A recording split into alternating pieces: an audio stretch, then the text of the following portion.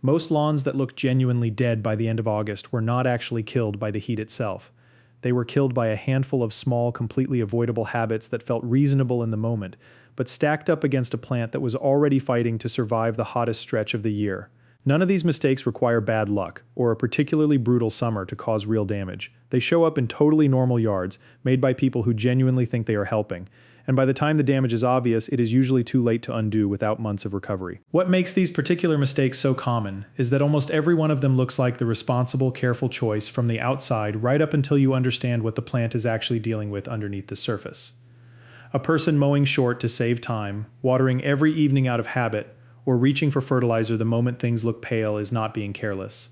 They are following instincts that work perfectly well most of the year, just applying them during the one stretch of the calendar where the plant genuinely cannot afford any of it. Quick note before we get into it, since this is exactly the kind of thing people ask me about constantly. If you're tired of guessing what your lawn actually needs and accidentally making things worse, I wrote a short ebook that walks you through your specific grass type month by month, so you always know exactly what to do and when. Scan the QR code on screen or check the link in the description if you want a copy. Now let's get into the mistakes. The first one shows up constantly right before a vacation or a busy stretch of weeks when someone drops the mower deck down low specifically to buy themselves an extra week or two before the next cut is needed. It feels efficient in the moment, but scalping the lawn like this right in the middle of the hottest part of the year does real damage. Shorter grass leaves more bare soil exposed directly to sunlight, and that exposed soil heats up and dries out far faster than soil sitting under the shade of taller blades. The roots underneath depend on that shade to stay cool, and stripping it away right as temperatures peak is exactly the wrong moment to remove the one thing protecting the root zone from baking. Think of it the same way. A section of forest floor stays cool and damp under a full canopy even during a heat wave, while a section that gets cleared right next to it dries out within hours once that shade disappears. Grass blades are doing that exact same job for the soil underneath them. The 1/3 rule exists for a reason. Never remove more than 1/3 of the total blade length in a single cut. And if the grass has already gotten away from you, bring the height down gradually over a couple of mows rather than scalping it back to the ideal height all at once. If a trip or a busy stretch is coming up and you're tempted to cut low to buy an extra week, raising the deck one notch and accepting a slightly longer lawn when you get back is a far better trade than the recovery time. A scalped lawn needs in the middle of August heat. The second mistake is watering shallow and watering daily, which sounds responsible on paper but actually works against the lawn. Roots only grow as deep as the water reaches, so a lawn getting 10 or 15 minutes of sprinkler time every evening ends up with roots sitting in the top inch of soil, and that top inch bakes dry within hours, the moment a genuinely hot day hits. Water deeply and less often instead, aiming for somewhere around 1 to 1.5 inches a week, including rainfall split across 2 or 3 longer sessions rather than 7 short ones.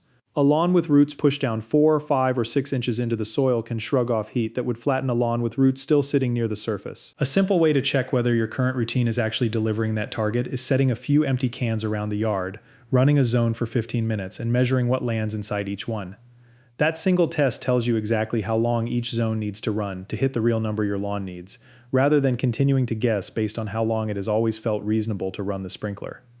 It is also worth resisting the urge to panic and crank the timer up the moment a section of lawn starts looking a little rough, since more water is not automatically the fix it seems like it should be. Soil that stays soggy for too long pushes oxygen out of the root zone, suffocating roots rather than helping them, and it invites disease at the exact moment the lawn is least able to fight it off, all while keeping roots shallow instead of encouraging them to grow deeper in search of moisture the way a proper deep soak actually does. Timing compounds this same mistake in a slightly different way, and that is the third one on this list. Watering late in the evening, after work or after dinner, when it is finally convenient, leaves the grass sitting wet, in the dark for 8, 10, sometimes 12 hours before the sun comes back up to dry it off. That extended stretch of darkness and moisture is exactly the environment fungal disease is waiting for. Brown patch, dollar spot, and several other common lawn diseases all take hold fastest on grass that stays wet overnight, and August humidity in a lot of the country makes this even more likely. Watering early instead, somewhere between 4 and 9 in the morning, gives the moisture time to soak down before the heat of the day pulls it back out, and it gives the grass blades time to dry off well before nightfall arrives. Late night watering feels like a smart move to some people, since cooler air seems like it should help the water sink in better. But that logic misses the actual problem entirely.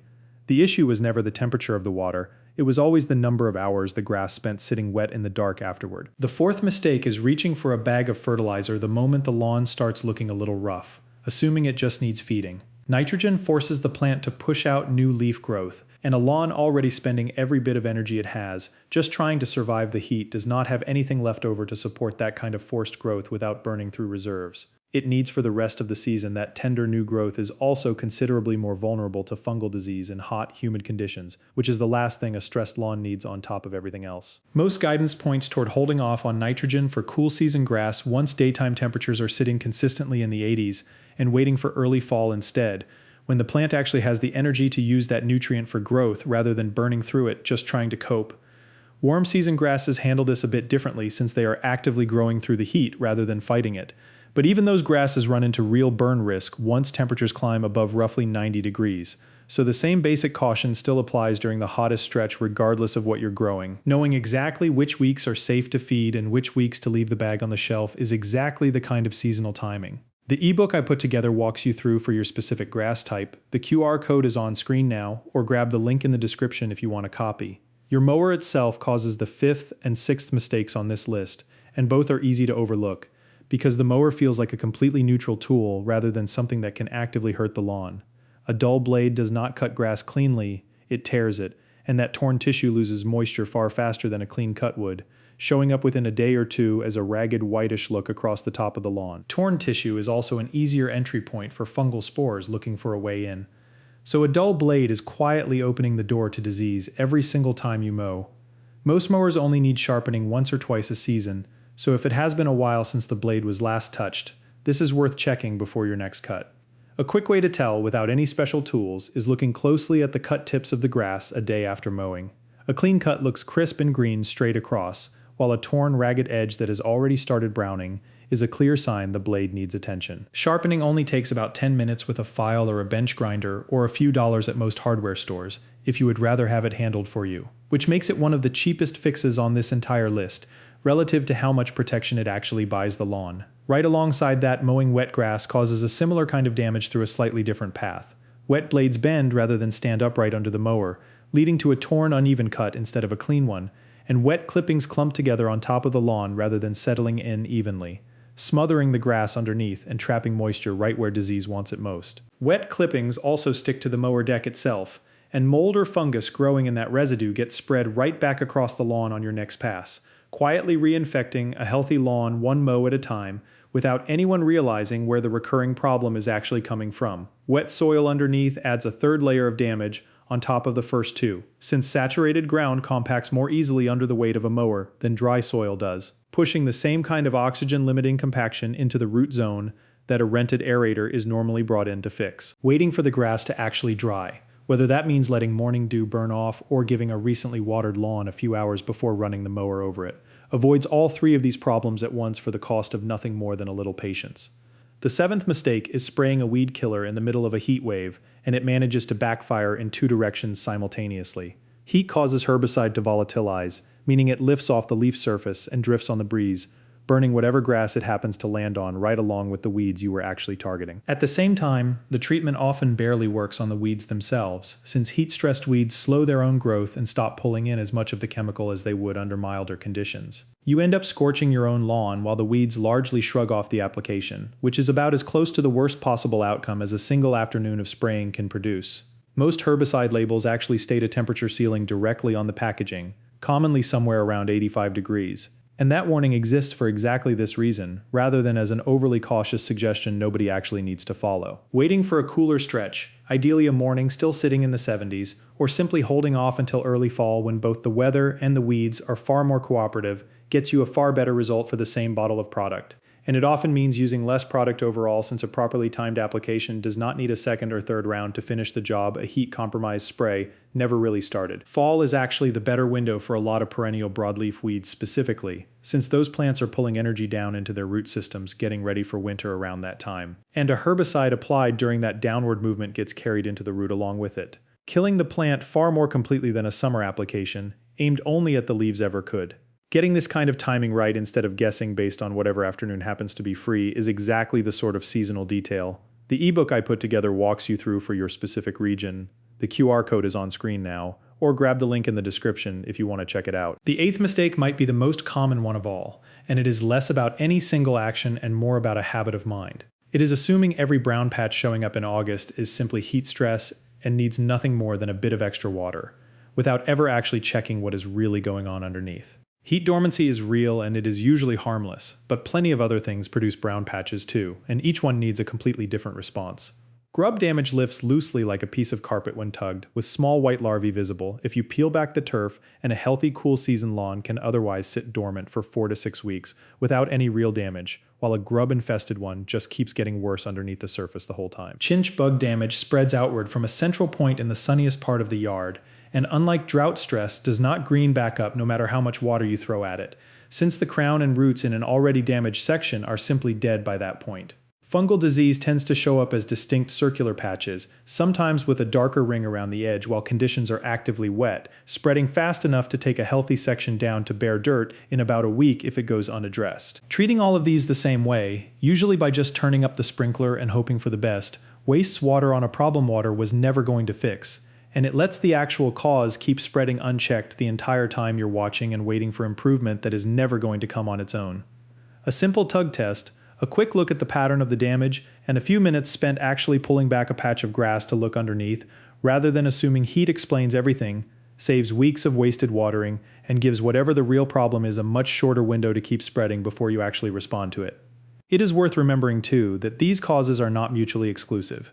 A lawn genuinely sitting in normal heat dormancy can develop a grub problem or a fungal infection at the same time. And assuming the whole patch is explained by one cause, just because part of the explanation is correct, can leave a second, completely separate problem growing unchecked right alongside the harmless one. The ninth and final mistake worth covering is letting anything heavy sit on a stressed lawn for an extended stretch during this part of the season, whether that is patio furniture set up for a gathering, a trailer parked for a weekend project, or a trampoline that has not moved all summer. A lawn already fighting through heat, and possibly sitting in dormancy, does not have the spare energy to recover from a crushed crown the way it would earlier in spring. The frustrating part is that this kind of damage often does not show up right away. You will not necessarily notice it in the middle of August while everything already looks a little rough, but you will notice it in September once the rest of the lawn greens back up and that one specific patch simply stays dead, weeks after everything around it has already recovered. This same mistake extends beyond obvious things like furniture and trampolines too. A parked car pulled onto the grass to make room in the driveway, a stack of moving boxes waiting to be unloaded, or even a kiddie pool left sitting in one spot for a week. All apply the same kind of sustained pressure that a stressed lawn simply cannot bounce back from as easily as it would under normal spring conditions. Moving furniture and equipment around every few days, or laying down stepping stones on paths that see heavy regular traffic, avoids this almost entirely for very little effort, and it is one of the cheapest fixes on this entire list, since it costs nothing more than a bit of awareness about where things are sitting in the yard. There is a 10th mistake worth mentioning too, and it hides behind almost every other one on this list without ever getting blamed directly. It is assuming an irrigation system is working correctly just because it turns on and sprays water somewhere without ever actually checking whether it is delivering water evenly across the whole yard. A broken, clogged, or misaligned sprinkler head can leave one section of lawn running noticeably drier than the rest of the property for weeks without anyone noticing, since the rest of the yard looking healthy makes it easy to assume the system as a whole is doing its job. That one underwatered section then gets blamed for everything else on this list: heat stress, disease, pest damage, when the actual root cause was a broken head. Nobody walked out to physically check, running the same Tunican test, mentioned earlier, for each individual zone, rather than just checking the system as a whole catches this kind of hidden problem before it turns into a section of lawn that looks mysteriously worse than everywhere else, for reasons nobody can quite explain. It is worth doing this check a couple of times through the season, rather than just once in spring, since sprinkler heads shift out of alignment, get clogged with debris, or take accidental hits from a mower or a passing foot far more often than most people expect, and a system delivering water perfectly in June is not guaranteed to still be doing so by the time August rolls around. So to bring all of this together, the lawns that end up looking genuinely dead by September usually were not defeated by heat alone. They were defeated by scalped mowing, right when shade mattered most, shallow daily watering that kept roots too close to the surface, evening watering that left the grass wet all night, nitrogen applied at exactly the wrong moment, a dull blade or a mower run over wet grass, herbicide sprayed straight into a heat wave, brown patches treated as heat stress without ever actually being diagnosed, and heavy objects left sitting on turf that had no spare energy to recover from the pressure. None of these mistakes are complicated to avoid once you know to look for them. And avoiding even half of this list puts a lawn in a noticeably better position heading into fall than one that stumbled into several of them without ever realizing what was actually happening. A lawn does not usually fail because of one dramatic mistake. It fails because 2 or 3 of these small ones happen in the same short stretch, right when the plant already has the least room for error of the entire year. What ties every single one of these together is that none of them involve doing too little. Every mistake on this list comes from doing something mowing, watering, feeding, spraying, all with good intentions just at the wrong moment or in the wrong way for what the plant was actually able to handle at that specific point in the season. A stressed lawn in August is not asking for more effort thrown at it, it is asking for the effort you were already putting in to be aimed a little more carefully. Slow down before each of these decisions this month. Check the actual condition of the lawn rather than acting on habit alone. And the difference by the time September arrives is usually obvious without needing a single new product or an expensive intervention to get there. If you want the complete month-by-month plan for your specific lawn, covering exactly what to do and what to avoid so you're never guessing your way into one of these mistakes. The ebook I wrote is linked in the description below or scan the QR code on screen to grab it. Thanks for watching, and I will see you in the next one.